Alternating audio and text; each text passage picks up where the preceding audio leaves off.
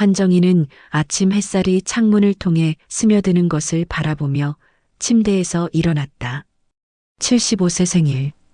거울 속 자신의 모습이 낯설었다. 언제부터인가 등이 굽어지기 시작했고 손등에는 노반이 짙어졌다. 40년 동안 아이들에게 국어를 가르쳤던 그 손이었다. 이제는 펜을 쥐어도 글씨가 떨렸다.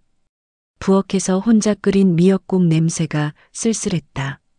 예전 같으면 온 집안이 북적였을 텐데.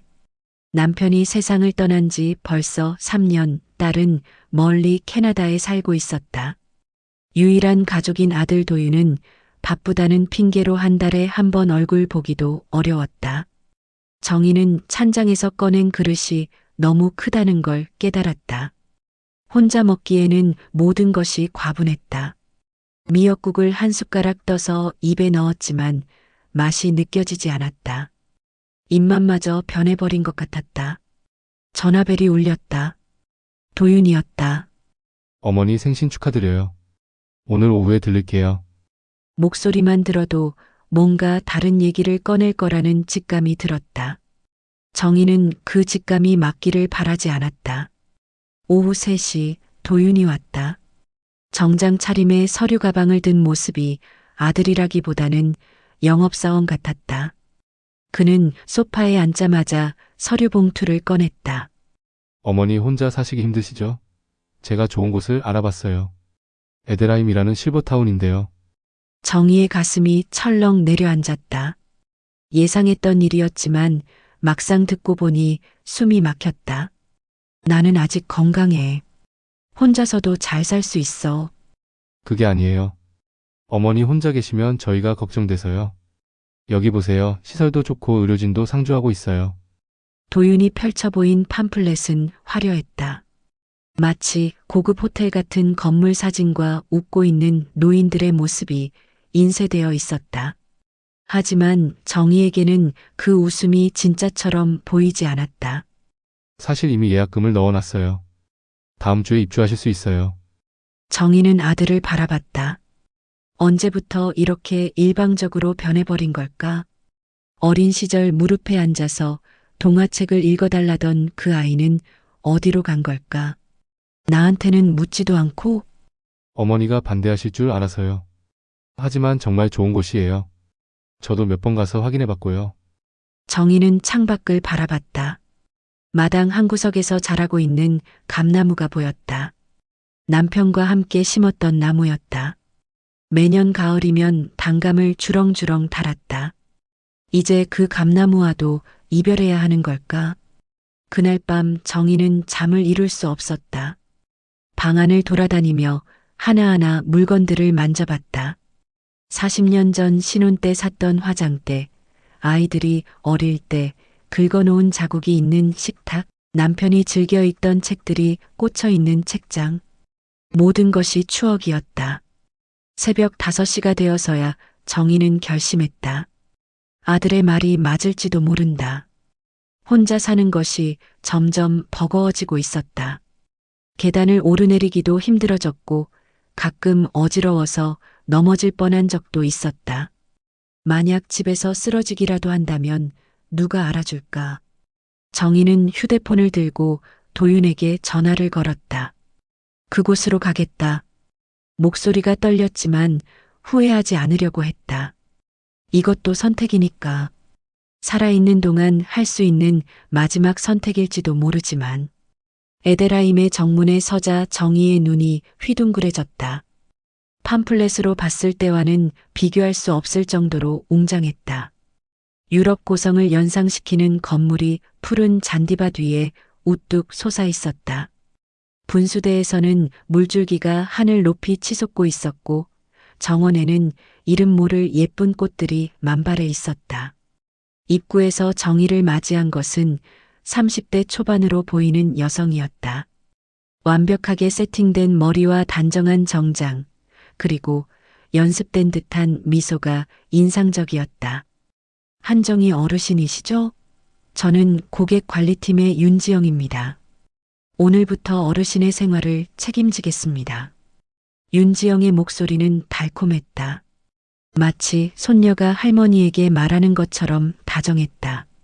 하지만 왜인지 정희는 그 달콤함 속에서 차가운 무언가를 느꼈다. 로비는 5성급 호텔을 방불케 했다. 천장까지 이어지는 샹들리에가 화려한 빛을 발하고 있었고 대리석 바닥은 거울처럼 반짝였다. 가죽 소파에 앉아 있는 다른 입주민들은 모두 품이 있어 보였다. 여성들은 진주 목걸이를 차고 있었고 남성들은 정갈한 정장 차림이었다. 어르신, 이쪽으로 오세요. 먼저 시설을 둘러보시죠. 윤지영은 정희를 안내하며 자랑스럽게 설명했다. 수영장, 헬스장, 도서관, 미용실, 그리고 각종 취미 활동실까지 모든 시설이 최신식이었다. 특히 의료진이 24시간 상주한다는 점이 인상적이었다. 여기서는 어르신들이 제2의 인생을 즐기실 수 있습니다. 지루할 틈이 없으실 거예요. 정희는 고개를 끄덕였다. 정말 천국 같은 곳이었다. 집에서 혼자 TV만 보며 지내던 것과는 비교할 수 없었다. 오후 3시 입주민 환영회가 열렸다. 넓은 강당에 100여 명의 입주민들이 모였다. 정희는 뒷자리에 앉아 주변을 둘러봤다. 모두들 고급스러운 옷차림이었다. 자신의 수수한 한복이 초라해 보였다. 무대에 한 남자가 나왔다. 50대 초반으로 보이는 단정한 인상의 남자였다. 윤지영이 귓속말로 알려줬다. 저분이 최성우 이사장님이세요. 최성우는 마이크를 잡고 밝은 목소리로 말했다. 사랑하는 에데라임 가족 여러분, 그리고 오늘 새로 입주하신 분들, 진심으로 환영합니다. 박수가 쏟아졌다. 정희도 따라서 박수를 쳤다. 여러분은 지금까지 열심히 살아오셨습니다. 자식들을 키우고 사회를 위해 헌신하셨습니다. 이제는 여러분만을 위한 시간입니다. 에데라임에서는 그 시간을 가장 아름답게 보내실 수 있도록 최선을 다하겠습니다. 최성우의 연설은 감동적이었다. 정희의 마음도 따뜻해졌다. 정말 여기서 행복한 노후를 보낼 수 있을 것 같았다. 그런데 갑자기 누군가 손을 들었다. 뒤쪽에 앉은 70대 후반으로 보이는 남자였다. 회색 머리를 단정하게 빗어 넘겼고 깊은 주름이 밴 얼굴에는 날카로운 눈빛이 있었다. 이사장님, 궁금한 게 있습니다. 분위기가 순간 싸해졌다. 최성우의 표정도 미묘하게 변했다.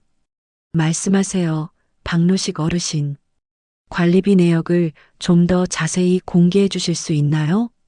입주민들이 내는 돈이 정확히 어디에 쓰이는지 알고 싶습니다. 정희는 그 남자를 유심히 바라봤다. 박노식이라는 이름도 기억했다. 다른 입주민들은 불편한 표정을 지었다. 이런 자리에서 그런 질문을 하다니. 최성우는 여전히 미소를 유지하며 대답했다. 물론입니다. 투명한 운영이 저희의 모토니까요. 자세한 내역은 별도로 공지해드리겠습니다. 하지만 정희는 그 미소 속에서 미묘한 경계심을 포착했다. 왜일까? 당연한 질문 같은데. 환영회가 끝나고 정희는 자신의 방으로 향했다. 복도를 걸으며 문득 박노식의 말이 머릿속에 맴돌았다. 왜 그는 그런 질문을 했을까? 그리고 왜 다른 사람들은 불편해했을까? 방 안에서 창밖을 바라보니 아름다운 정원이 보였다. 석양이 지면서 황금빛으로 물든 풍경이었다. 정희는 생각했다. 여기서 정말 행복할 수 있을까? 아니면 박노식의 시선이 옳은 것일까? 에데라임에서의 첫 주가 지나갔다. 정희는 매일 아침 7시에 일어나 간단한 체조를 한 후 식당으로 향했다. 식당은 언제나 활기찼다. 입주민들이 삼삼오오 모여 앉아 이야기꽃을 피우는 모습이 보기 좋았다. 정희 씨, 여기 앉으세요. 밝은 목소리로 부르는 사람이 있었다. 권숙자였다. 70대 초반으로 보이는데도 화장을 진하게 하고 화려한 옷을 입었다. 목에는 굵은 진주 목걸이를, 손가락에는 반지 여러 개를 끼고 있었다. 이곳 음식 어때요? 저는 너무 만족해요. 집에서 해먹던 것보다 훨씬 맛있어요. 숙자는 말이 많았다. 남편이 사업을 크게 해서 풍족하게 살았다는 얘기, 자식들이 모두 성공했다는 얘기를 줄줄이 늘어놓았다. 정희는 고개를 끄덕이며 들었다. 사실 절반은 허세 같았지만 그래도 외롭지 않았다. 아, 그런데 정희 씨는 뭐 하던 분이에요? 국어 교사였어요. 40년 동안. 오, 선생님이셨구나. 저는 공부는 정말 못했어요. 하. 숙자가 웃으며 말했지만 정희는 그 웃음 뒤에 숨겨진 열등감을 느꼈다. 학력 콤플렉스가 있는 것 같았다. 식사를 마치고 복도를 걷는데 누군가 뒤에서 불렀다. 한정희 선생님. 돌아보니 강철수였다. 키가 크고 배가 나온 60대 후반의 남자였다. 비싼 정장을 입고 있었지만 어딘가 어색해 보였다. 선생님이셨다면서요? 저도 선생님 존경해요. 저는 사업 좀 했었는데 교육만큼 중요한 게 없다고 생각해요. 철수는 자신이 얼마나 큰 사업을 했는지 자랑하기 시작했다. 건설업으로 큰 돈을 벌었다고, 직원이 수백 명이었다고. 하지만 말 끝마다 옛날에는 말이지라는 표현을 썼다. 지금은 아니라는 뜻이었다. 그런데 여기 와보니 정말 좋네요. 돈값어치는 하는 것 같아요. 정희는 철수의 말에 동의했다. 시설은 정말 훌륭했다. 하지만 뭔가 어색했다. 모든 것이 너무 완벽해서 오히려 부자연스러웠다. 오후에는 요가 수업이 있었다. 정희는 운동복으로 갈아입고 요가실로 향했다. 강사는 젊고 예쁜 여성이었다. 입주민들은 대부분 요가 동작을 따라하기 어려워했지만 그래도 즐거워 보였다. 요가가 끝나고 정희는 잠깐 휴게실에 들렀다. 그런데 구석에 혼자 앉아 있는 남자가 눈에 띄었다. 환영회에서 봤던 박노식이었다. 그는 바이올린 케이스를 옆에 두고 책을 읽고 있었다. 정희는 용기를 내서 다가갔다. 안녕하세요. 저는 한정이라고 해요. 노식이 고개를 들었다. 차가운 눈빛이었다. 박노식입니다. 바이올린 하시나 봐요. 예전에 좀 했었죠. 대화가 이어지지 않았다. 노식은 다시 책에 시선을 돌렸다. 정희는 어색해서 자리를 떠나려고 했다. 한정희 선생님. 갑자기 노식이 불렀다. 예. 여기 생활이 어떠세요? 좋은데요. 시설도 훌륭하고. 정말요? 노식의 시선이 날카로워졌다. 정희는 무언가 다른 의미가 있는 질문 같다는 생각이 들었다. 선생님은 오래 살아오시면서 많은 것을 보셨을 텐데 겉으로 보이는 것과 실제가 다른 경우를 경험해 보신 적은 없나요? 정희의 가슴이 두근거렸다. 분명 무엇인가를 암시하는 말이었다. 천국처럼 보이는 곳이 실제로는 지옥일 수도 있다는 걸 말이에요. 노식은 그 말을 남기고 바이올린 케이스를 들고 자리를 떴다. 정희는 그 자리에 멍하니 서 있었다. 저녁 시간이 되어 식당에 갔다. 숙자와 철수가 이미 자리를 잡고 앉아 있었다. 정희는 그들과 함께 식사를 했지만 계속 노식의 말이 머릿속에 맴돌았다. 정희 씨, 무슨 생각해요? 표정이 안 좋아 보여요. 숙자가 물었다. 아무것도 아니에요. 그냥 피곤해서. 하지만 정희는 알고 있었다. 이곳에 뭔가 숨겨진 것이 있다는 느낌을. 그리고 박노식만이 그것을 알고 있는 것 같다는 생각을. 에데라임에 입주한 지 한 달이 지났을 때 정희는 미묘한 변화를 감지하기 시작했다. 처음에는 작은 것들이었다. 식당 메뉴가 조금씩 단순해졌고 과일이 디저트로 나오는 횟수가 줄어들었다. 청소하는 직원들의 얼굴도 자주 바뀌었다. 요즘 음식이 예전 같지 않은 것 같지 않아요? 아침 식사 시간에 숙자가 조심스럽게 말했다. 평소 긍정적이던 그녀치고는 드문 불평이었다. 저도 그런 생각이 들었어요. 처음 왔을 때는 정말 맛있었는데. 정희도 동의했다. 김치도 예전만큼 아삭하지 않았고 국물 맛도 싱거워졌다. 에이, 그런 거야 뭐. 요리사가 바뀌었을 수도 있고. 철수는 대수롭지 않게 넘겼지만 목소리에는 확신이 없었다. 그날 오후 더 큰 문제가 발생했다. 숙자가 복도에서 갑자기 쓰러진 것이다.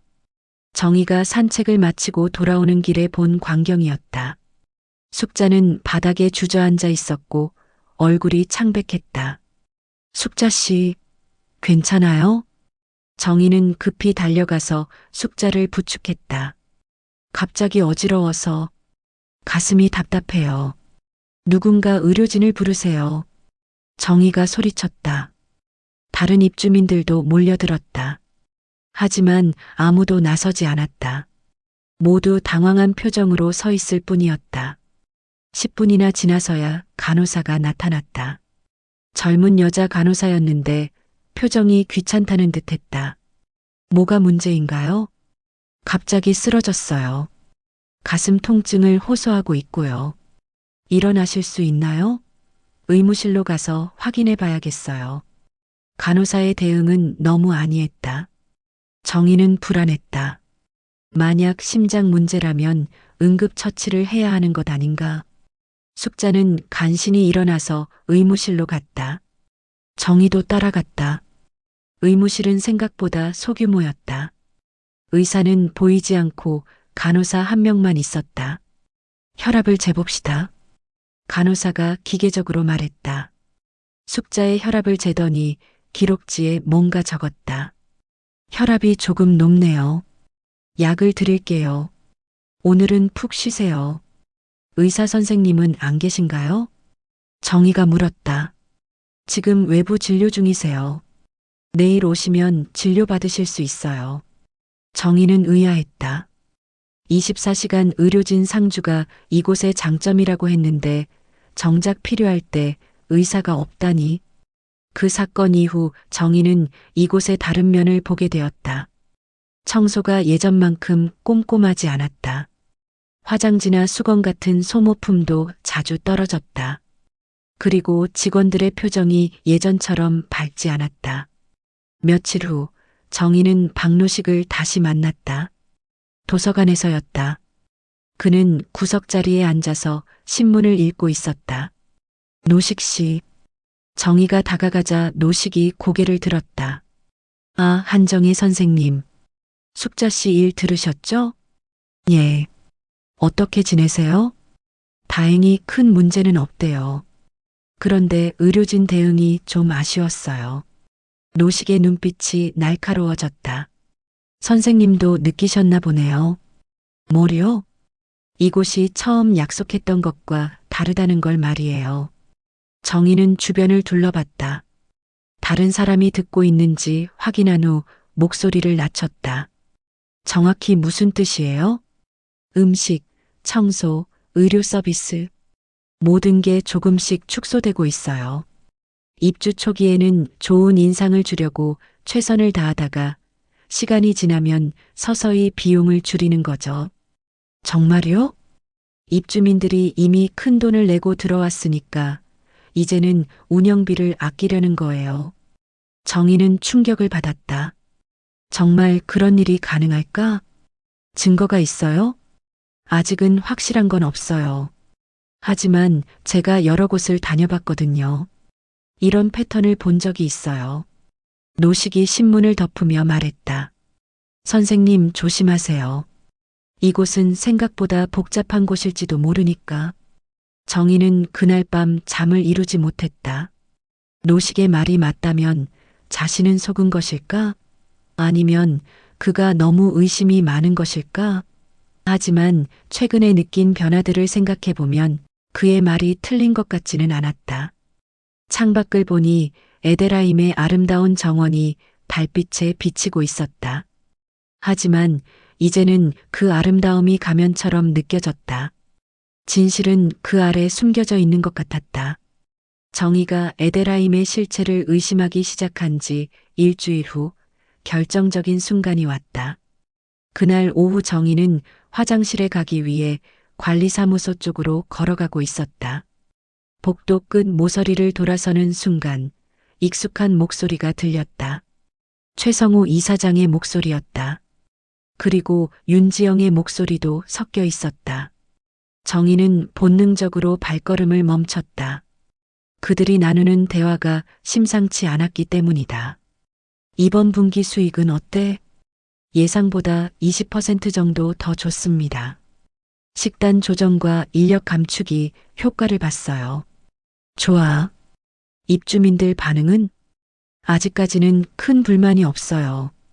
몇몇 사람들이 투덜거리긴 하지만 박노식은 여전히 문제예요. 너무 많은 걸 알려고 해요. 정희의 심장이 빠르게 뛰었다. 그들이 의도적으로 서비스를 줄이고 있다는 것이 사실이었다. 입주민들 약품비는 어떻게 처리했나? 허위로 부풀려서 청구했습니다. 실제로는 절반도 안 쓰고 있으니까요. 의료진 상주는? 의사는 주 2회만 나와도 충분해요. 어차피 큰 문제 생기면 병원으로 보내면 되니까. 정희는 몸이 떨렸다.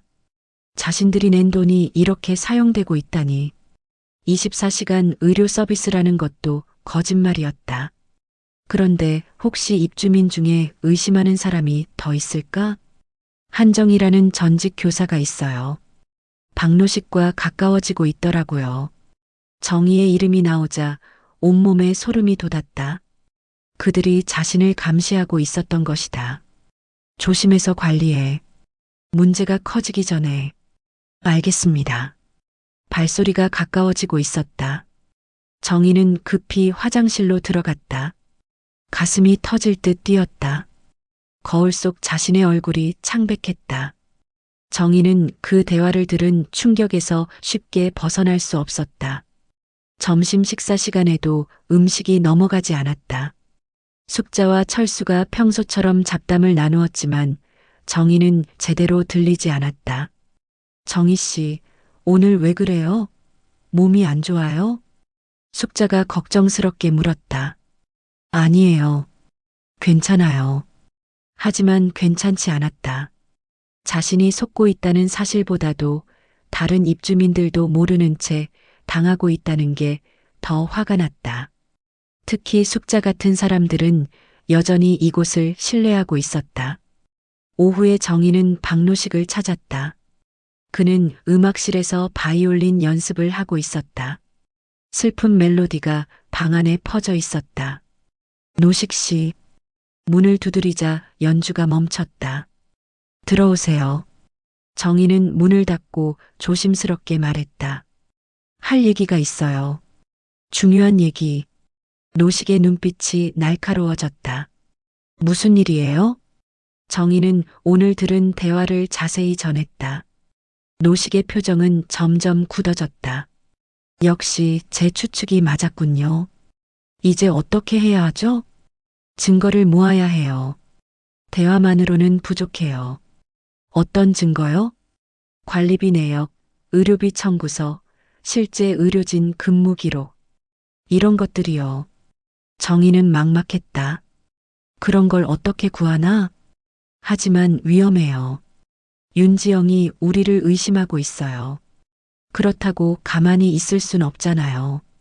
다른 입주민들을 생각해서라도. 노식이 바이올린을 케이스에 넣으며 말했다. 선생님, 용기 있으세요? 모르겠어요. 하지만 해야 할 것 같아요. 그럼 천천히 시작해 봅시다. 일단 다른 믿을 만한 사람들을 찾아야 해요. 숙자 씨와 철수 씨는 어떨까요? 글쎄요. 신중하게 접근해야 해요. 잘못하면 운영진에게 알려질 수 있으니까. 정희는 고개를 끄덕였다. 이제 돌이킬 수 없는 길에 들어선 것 같았다. 하지만 후회는 없었다. 진실을 알아야 했다. 그날 저녁 정희는 자신의 방에서 일기를 썼다. 40년 동안 아이들을 가르치면서 항상 진실의 중요성을 강조했던 자신이었다. 이제는 자신이 그 진실을 찾아야 할 때였다. 창밖을 보니 에데라임의 화려한 조명이 반짝이고 있었다. 하지만 이제는 그 빛이 거짓을 감추는 가면처럼 보였다. 정의는 다짐했다. 반드시 진실을 밝혀내겠다고. 한 주가 더 지난 후 정의는 조심스럽게 행동에 나섰다. 먼저 숙자부터 접근했다. 요가 수업 후 둘이서 차를 마시는 자리에서였다. 숙자 씨, 요즘 이곳 생활 어떠세요? 좋죠. 그런데 왜 갑자기 그런 걸 물어요? 아니, 처음 왔을 때와 비교해서 좀 달라진 게 있나 해서요. 숙자는 잠시 생각하더니 주변을 둘러봤다. 그리고 목소리를 낮췄다. 사실 저도 그런 생각이 들었어요. 음식도 그렇고 청소도 예전만큼 꼼꼼하지 않고. 정말요? 네. 그리고 제가 지난주에 위장 통증으로 의무실에 갔는데 의사가 없더라고요. 간호사만 있어서 소화제만 받았어요. 정의의 눈이 반짝였다. 숙자도 변화를 느끼고 있었던 것이다. 혹시 다른 분들은 어떻게 생각할까요? 철수 씨도 비슷한 얘기를 했어요. 관리비는 그대로인데 서비스는 줄었다고. 이제 철수를 설득할 차례였다. 다음 날 아침 식사 후 정희는 철수에게 산책을 제안했다. 정원을 걸으며 자연스럽게 대화를 이끌었다. 철수 씨, 사업하실 때 직원 관리 어떻게 하셨어요? 왜 그런 걸 물어요? 궁금해서요. 이런 곳 운영하는 것도 사업이잖아요. 철수는 가슴을 펴며 자랑스럽게 말했다. 사업에서 가장 중요한 건 신뢰예요. 고객과의 약속을 지켜야 해요. 맞아요. 그런데 만약 약속을 지키지 않는다면? 그럼 망하죠. 고객들이 떠나니까. 정희는 기회를 놓치지 않았다. 혹시 이곳에서 처음 약속과 다른 게 있다고 생각하세요? 철수의 표정이 변했다. 주변을 살핀 후 목소리를 낮췄다. 사실 좀 이상해요. 처음에는 정말 좋았는데 요즘은. 어떤 면에서요? 의료 서비스가 대표적이에요. 24시간 의사 상주한다고 했는데 실제로는 일주일에 두세 번만 와요. 정말요? 제가 확인해 봤거든요. 그리고 약품비도 이상해요. 실제 받은 약보다 청구서가 비싸요. 정희는 가슴이 뛰었다. 철수도 뭔가 눈치채고 있었던 것이다. 혹시 이런 얘기 다른 분께 하셨어요? 아니요. 괜히 문제 만들고 싶지 않아서요. 박노식 씨는 어떻게 생각하세요? 철수가 고개를 저었다. 그분은 너무 까칠해요. 처음부터 불만만 표시하고. 하지만 혹시 그분이 맞는 걸까요? 철수는 잠시 생각했다. 글쎄요. 그럴 수도 있겠네요. 그날 저녁 정희는 박노식과 만날 약속을 잡았다. 도서관 구석진 곳에서 만났다. 어떻게 됐어요? 숙자 씨와 철수 씨 모두 변화를 느끼고 있어요. 다행이네요. 이제 함께 행동할 수 있겠어요. 구체적으로 어떻게 하죠? 노식이 종이 한 장을 꺼냈다. 제가 관찰한 것들을 정리해 봤어요. 이제 이걸 입증할 증거가 필요해요. 정희는 그 리스트를 읽어봤다. 의료진 근무 일정, 식단 변화, 청소 인력 감축, 의료비 부풀리기. 생각보다 체계적이었다. 이걸 어떻게 증명하죠? 각자 역할을 나눠서 조사해 봅시다. 다음 날 네 사람은 비밀리에 모였다. 숙자의 방에서였다. 모두 긴장한 표정이었다. 지금부터 우리가 하는 일은 비밀이에요. 노식이 진지하게 말했다. 혹시 운영진에게 들키면 큰 문제가 될 수 있어요. 그럼 안 하는 게 낫지 않을까요? 숙자가 불안해했다. 하지만 이대로 두면 더 많은 입주민들이 피해를 볼 거예요. 정희가 말했다. 선생님 말이 맞아요. 우리가 나서야 해요. 철수도 동의했다. 그럼 역할을 나눠봅시다. 노식이 계획을 설명했다. 정희 선생님은 의료진 일정을 관찰해 주세요.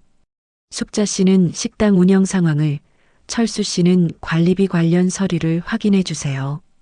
저는 뭘 하죠? 저는 전체적인 조율과 외부 연락을 맡을게요. 모두 고개를 끄덕였다. 작은 연대가 시작된 것이다. 그런데 이름이 필요하지 않을까요? 숙자가 말했다. 에데라임 진실 찾기 모임? 너무 길어요. 철수가 웃으며 말했다. 그냥 진실에는 어때요? 좋아요. 네 사람이 손을 마주 잡았다. 75세 전직 교사, 70대 주부, 60대 사업가, 70대 바이올린 연주자. 나이도 배경도 다르지만 진실을 찾겠다는 목표 하나로 뭉친 사람들이었다. 에데라임의 가면을 벗겨봅시다. 정의가 말했다.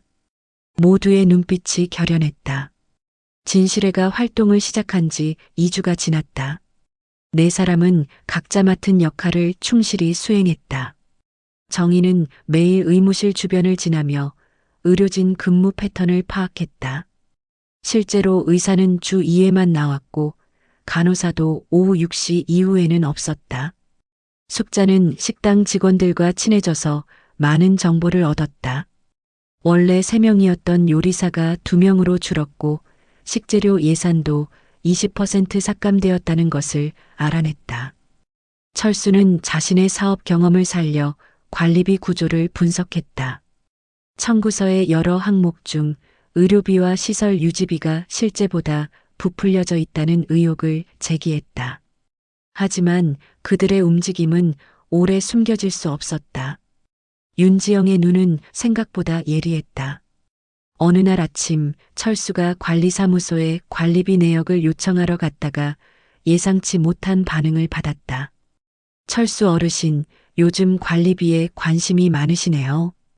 윤지영의 목소리는 여전히 달콤했지만 눈빛은 차가웠다. 그냥 궁금해서요. 예전에 사업할 때 습관이라서. 하지만 너무 자주 문의하시면 다른 입주민분들이 불안해하실 수도 있어요. 무슨 말씀이세요? 에데라임은 투명하게 운영되고 있습니다. 굳이 의심하실 필요 없어요. 철수는 기분이 나빴다. 의심한다니 당연한 권리를 행사하는 건데 내역서 확인하는 게 의심하는 건가요? 그런 뜻이 아니에요. 다만 윤지영이 잠시 말을 멈췄다가 더 날카로운 목소리로 말했다. 다른 입주민분들과 함께 무슨 모임 같은 걸 만드시는 건 아니죠? 철수의 가슴이 철렁 내려앉았다. 들켰다. 무슨 모임요? 몇몇 분들이 자주 모이신다는 얘기를 들었거든요. 친구들이니까 자주 만나죠. 물론이에요. 하지만 혹시 에데라임 운영에 대해 근거 없는 소문을 퍼뜨리시는 건 아니죠?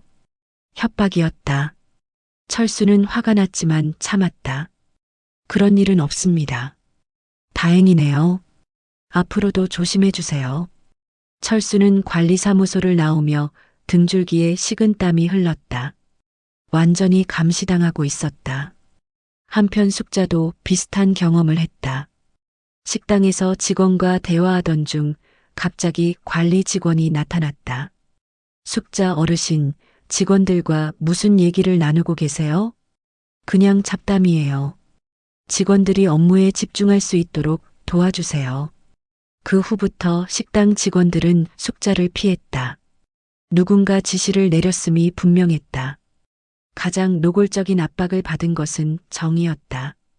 어느 날 저녁 윤지영이 정의의 방을 찾아왔다. 정의 어르신, 잠깐 얘기 좀 할 수 있을까요? 윤지영은 방 안을 둘러보더니 소파에 앉았다.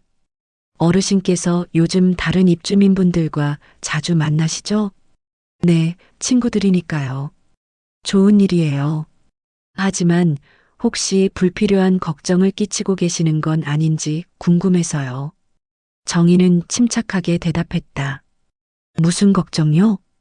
에데라임에 대한 오해 같은 건 말이에요. 오해요? 윤지영의 표정이 차가워졌다. 어르신은 선생님이셨으니까 말씀의 영향력이 크실 거예요. 잘못된 정보로 다른 분들을 불안하게 만드시면 안 되죠.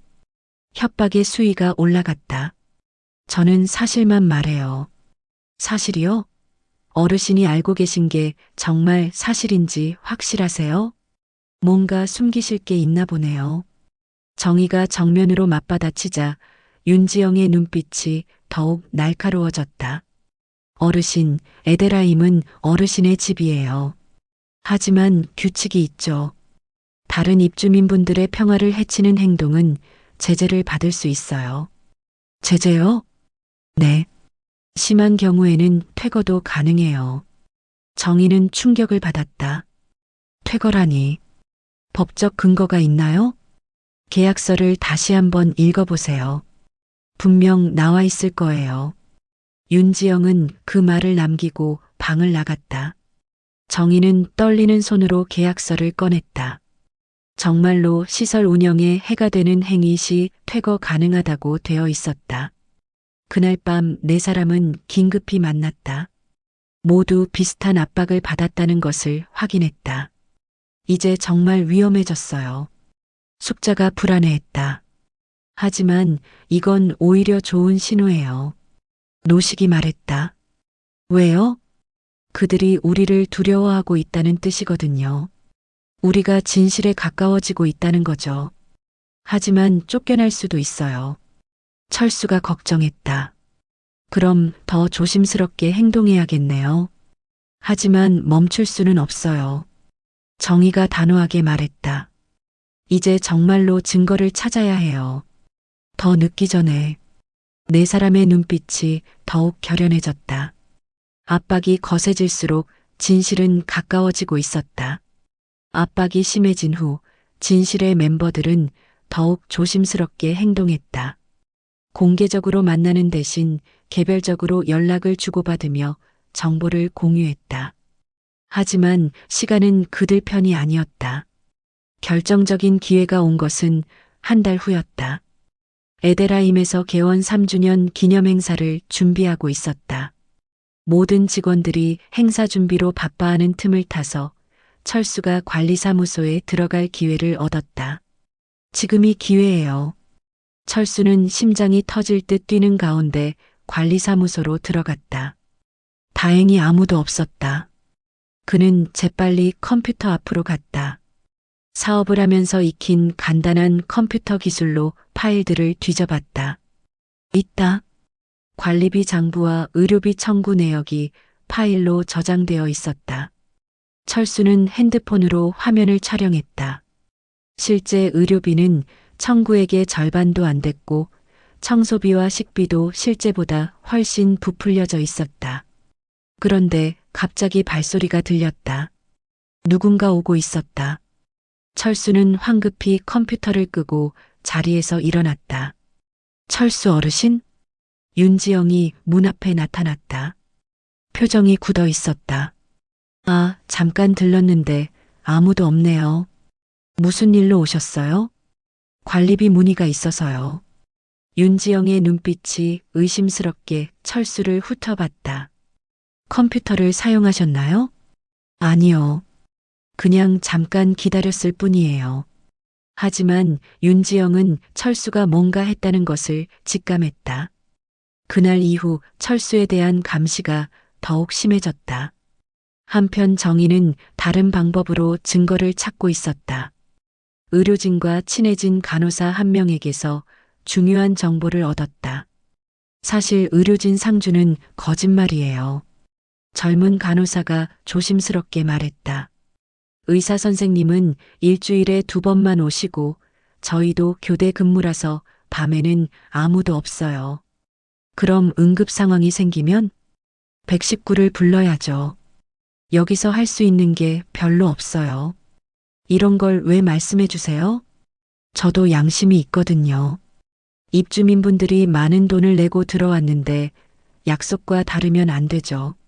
정의는 그 간호사에게서 의료진 근무표와 실제 약품 사용 내역을 받았다. 청구서와는 엄청난 차이가 있었다.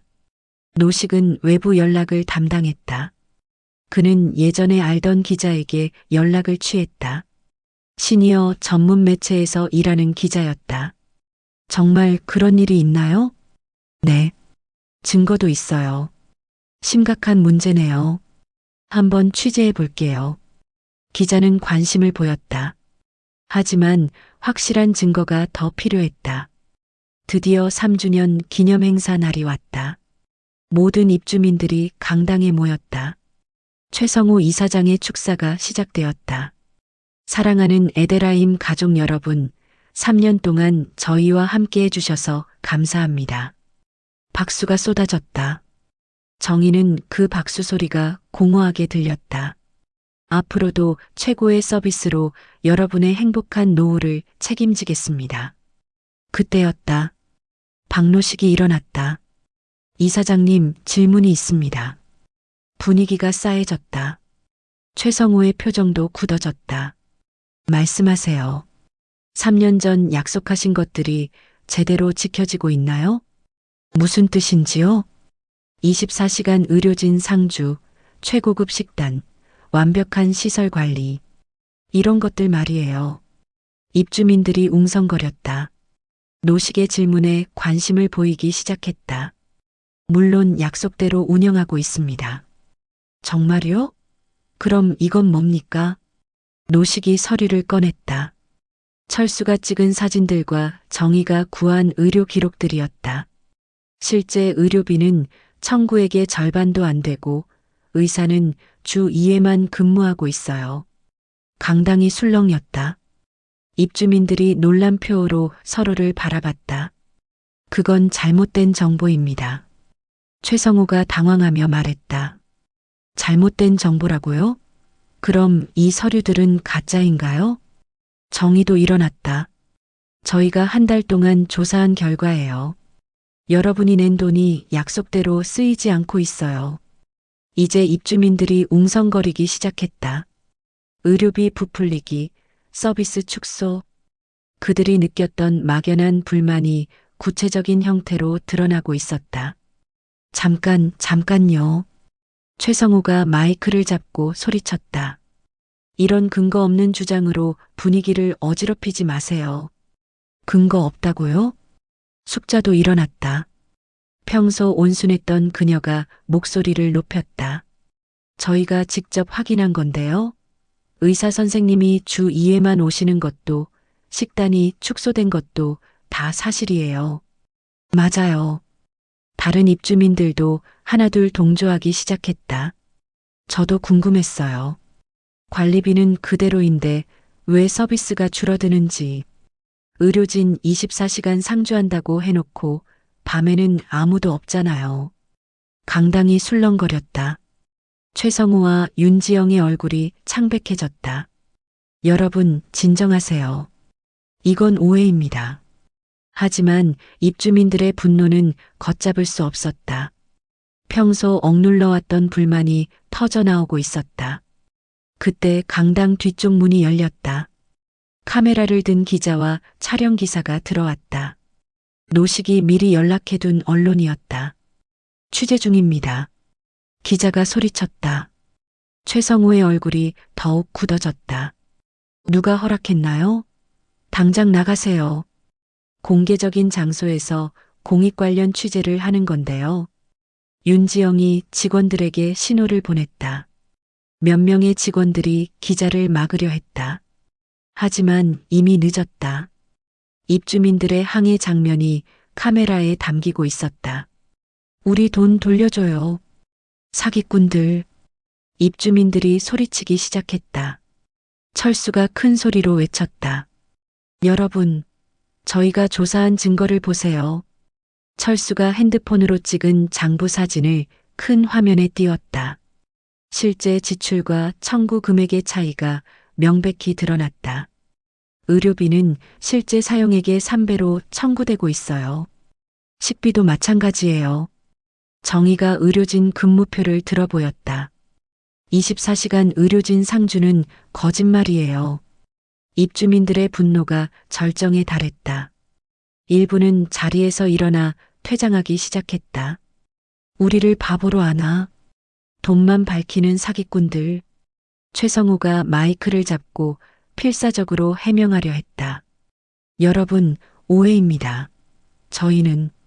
하지만 아무도 듣지 않았다. 기자가 최성우에게 다가갔다. 이사장님, 입주민들의 주장에 대해 어떻게 생각하세요? 노코멘트입니다. 최성우가 황급히 자리를 떴다. 윤지영도 그를 따라 나갔다. 강당은 아수라장이 되었다. 입주민들은 각자 휴대폰을 꺼내 가족들에게 연락하기 시작했다. 언론 취재는 계속되었다. 정의는 노식, 숙자, 철수와 함께 강당 한 구석에 모였다. 모두 얼굴이 상기되어 있었다. 드디어 해냈어요. 숙자가 감격스럽게 말했다. 아직 끝난 게 아니에요. 이제 시작이에요. 노식이 침착하게 말했다. 법적 조치가 이어질 거예요. 우리가 한 일이 헛되지 않을 거예요. 정의는 창밖을 바라봤다. 에데라임의 화려한 외관이 여전히 빛나고 있었다. 하지만 이제 그 가면이 벗겨졌다. 진실이 드러난 것이다. 그날 밤 뉴스에서는 에데라임 사건이 톱뉴스로 다뤄졌다. 고급 실버타운에 감춰진 진실이라는 제목으로 보도되었다. 정의는 TV를 보며 뿌듯함을 느꼈다. 40년간 아이들에게 정직과 용기를 가르쳤던 자신이 이제 몸소 그것을 실천한 것이다. 에데라임 사건이 언론에 보도된 후 파장은 예상보다 훨씬 컸다. 다음 날 아침부터 각종 매체에서 후속 취재에 나섰고 입주민들의 제보가 잇따랐다. 정의는 아침 식사를 하러 식당에 갔지만 분위기가 완전히 달라져 있었다. 평소 100명 넘게 모이던 식당에는 절반도 안 되는 사람들만 있었다. 대부분이 밤새 가족들과 연락을 주고받으며 대책을 논의했던 것이다. 남아있는 입주민들의 표정도 어두웠다. 정희 씨, 숙자가 다가왔다. 하지만 평소와 달리 표정이 불안해 보였다. 밤새 아들한테서 전화가 왔어요. 당장 나오라고. 떠나실 거예요? 아직 모르겠어요. 여기서 계속 살 수도 없잖아요. 정의는 이해했다. 진실을 밝혀내는 것과 실제 생활하는 것은 별개의 문제였다. 이제 에데라임에서의 생활은 불가능해 보였다. 식사 중에 윤지영이 나타났다. 평소의 달콤한 미소는 온데간데 없고 딱딱한 표정이었다. 입주민 여러분께 공지사항이 있습니다. 그녀의 목소리도 차갑게 변해 있었다. 어제 있었던 일에 대해 법무팀에서 검토한 결과 허위사실 유포와 명예훼손에 해당하는 행위들이 있었습니다. 입주민들이 웅성거렸다. 지금 와서 법적 위협을 하다니. 따라서 관련자들에 대해서는 법적 조치를 취할 예정입니다. 정의의 가슴이 철렁 내려앉았다. 하지만 두렵지는 않았다. 자신들이 한 일이 옳았다는 확신이 있었기 때문이다. 또한 에데라임의 정상적인 운영을 위해 불필요한 소동을 일으키는 입주민들에 대해서는 퇴거 조치를 취하겠습니다. 이제 노골적인 위협이었다. 진실을 말했다고 쫓아내겠다는 것이다. 법적 근거가 있나요? 정의가 일어나서 물었다. 계약서에 명시되어 있습니다. 어떤 조항인지 구체적으로 말씀해 주세요. 윤지영이 당황했다. 정의의 당당한 태도에 예상치 못한 반격을 받은 것이다. 그건 법무팀에서 없는 걸로 알고 있는데요. 입주민들의 정당한 권리 행사를 방해할 법적 근거는 말이에요. 정의는 40년간 교사 생활을 하며 익힌 당당함으로 맞섰다. 다른 입주민들도 용기를 얻기 시작했다. 우리가 뭘 잘못했다고요? 사실을 말한 게 죄인가요? 입주민들의 반발이 커지자 윤지영은 자리를 떴다. 하지만 그들의 보복은 계속되었다. 오후부터 난방이 끊겼다. 저녁에는 정수기 물이 나오지 않았다. 명백한 괴롭히기였다. 이건 너무 유치한 수법이네요. 철수가 화를 냈다. 하지만 효과적이에요. 생활이 불편하면 결국 떠날 수밖에 없어요. 노식이 냉정하게 분석했다. 그날 저녁 더 큰 일이 벌어졌다. 검찰 수사관들이 에데라임에 나타난 것이다. 입주민들의 제보를 받고 수사에 착수한 것이다. 에데라임 관련 고발 사건으로 압수수색 영장을 집행하겠습니다. 수사관들이 관리사무소와 최성호의 사무실로 들어갔다. 최성호와 윤지영의 얼굴이 창백해졌다. 이건 오해입니다. 최성호가 항변했지만 소용없었다. 수사관들은 컴퓨터와 각종 서류들을 압수했다. 정의는 창문 너머로 그 광경을 지켜봤다. 마침내 정의가 구현되고 있었다. 하지만 마음이 편하지만은 않았다. 이제 에데라임에서의 생활은 불가능해졌다. 어디서 남은 인생을 보내야 할까? 며칠 후 수사 결과가 나왔다. 관리비 부정 사용, 허위 광고, 의료비 허위 청구 등 여러 혐의가 확인되었다. 최성우와 윤지영은 구속되었고 에데라임은 운영 정지 처분을 받았다. 언론에서는 에데라임 게이트라고 부르며 대대적으로 보도했다. 정의와 진실의 멤버들은 용기 있는 고발자로 칭송받았다. 하지만 정작 그들에게는 현실적인 문제가 남아 있었다. 집을 정리하고 새로운 거처를 찾아야 했다. 입주할 때 낸 보증금도 돌려받을 수 있을지 불확실했다. 결국 우리가 피해자가 된 셈이네요. 숙자가 쓸쓸하게 말했다. 하지만 후회하지는 않아요. 정의가 단호하게 말했다. 적어도 다른 사람들은 우리 같은 피해를 당하지 않을 거예요. 맞아요. 우리가 한 일이 의미 있었어요. 노식도 동의했다. 마지막 밤, 네 사람은 정의의 방에 모였다. 창밖으로는 에데라임의 아름다운 정원이 보였다. 하지만 이제 그 아름다움도 의미가 없었다. 우리 진짜 좋은 팀이었네요. 철수가 웃으며 말했다. 다른 곳에서 만나게 되더라도 계속 친구로 지내요. 당연하죠. 네 사람이 손을 맞잡았다. 나이와 배경이 달랐지만 진실을 위해 함께 싸운 동지였다. 그 유대감은 영원할 것이다. 에데라임의 화려한 가면이 완전히 벗겨진 밤이었다. 하지만 네 사람의 마음에는 새로운 희망이 싹트고 있었다. 진짜 삶이 이제부터 시작되는 것이다. 에데라임을 떠난 지 6개월이 지났다. 정희는 아들 도윤의 집 근처 작은 아파트에서 새로운 생활을 시작했다. 처음에는 걱정했던 도윤도 이제는 어머니의 용기를 자랑스러워했다. 어머니가 그런 일을 하셨다니 정말 대단해요. 나도 놀랐어. 내가 그렇게 용감했나 싶어서. 정희는 웃으며 대답했다. 실제로 자신도 놀라웠다. 75세에 그런 일을 해낼 줄 몰랐다. 새 집은 에데라임만큼 화려하지 않았다. 하지만 진짜였다. 가짜 화려함보다 소박한 진실이 훨씬 좋았다. 매일 아침 창문을 열면 평범한 아파트 단지가 보였지만 그 평범함이 오히려 마음을 편하게 했다. 정희는 글쓰기를 다시 시작했다. 40년간의 교사 생활과 에데라임에서의 경험을 바탕으로 한 에세이를 쓰고 있었다. 제목은 75세, 나의 새로운 시작이었다. 나이가 들었다고 해서 무기력하게 살 필요는 없다. 오히려 경험이 쌓인 만큼 더 당당하게 살 수 있다. 에데라임에서의 경험이 그것을 가르쳐 주었다. 키보드를 두드리는 정의의 손에는 힘이 있었다. 예전처럼 떨리지 않았다. 마음이 단단해지니 몸도 따라오는 것 같았다. 박노식은 지역사회센터에서 바이올린을 가르치기 시작했다. 처음에는 몇 명의 아이들로 시작했는데 입소문이 나면서 성인 학습자들도 찾아왔다. 선생님, 바이올린 정말 어려워요. 어려운 게 당연해요. 하지만 포기하지 마세요.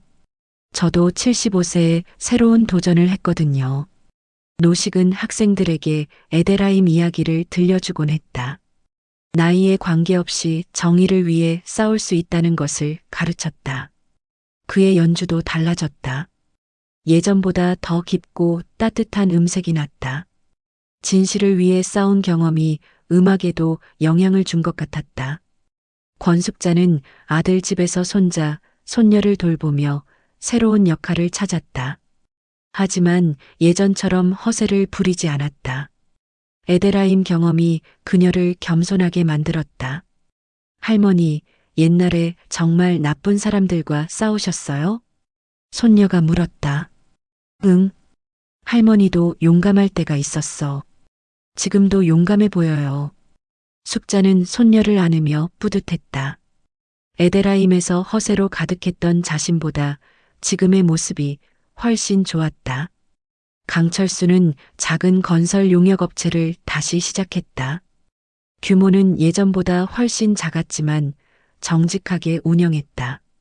에데라임에서의 경험이 그에게 정직의 중요성을 일깨워준 것이다. 사장님, 이 견적서 좀 부풀려도 될까요? 직원이 물었다. 안 돼. 정확한 금액만 써. 하지만 다른 업체들은 다 그렇게 해요. 그럼 우리만 정직하게 하자. 그게 우리의 차별점이야.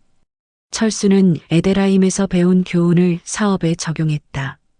돈은 예전만큼 많이 벌지 못했지만 마음은 훨씬 편했다. 어느 가을날 네 사람이 다시 만났다. 정희가 제안한 만남이었다.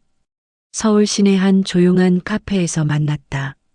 모두들 어떻게 지내세요? 정희가 반갑게 물었다. 잘 지내요. 선생님은요? 나도 잘 지내. 글도 쓰고 있어.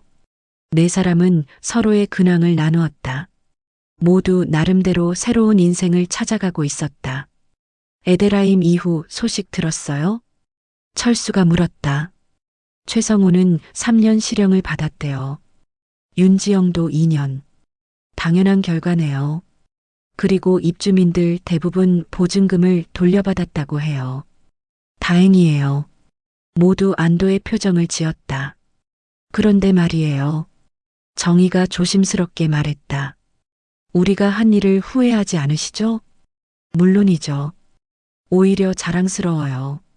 노식이 단호하게 대답했다. 저도요. 비록 힘들었지만 의미 있는 일이었어요. 숙자도 동의했다. 맞아요.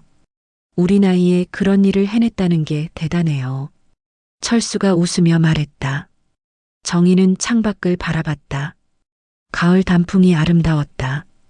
계절이 바뀌듯 인생도 계속 변해간다. 75세의 나이에도 새로운 계절을 맞을 수 있다는 것을 깨달았다. 우리 다시 만나요. 정기적으로. 좋아요. 우리 진실의 동지들이잖아요.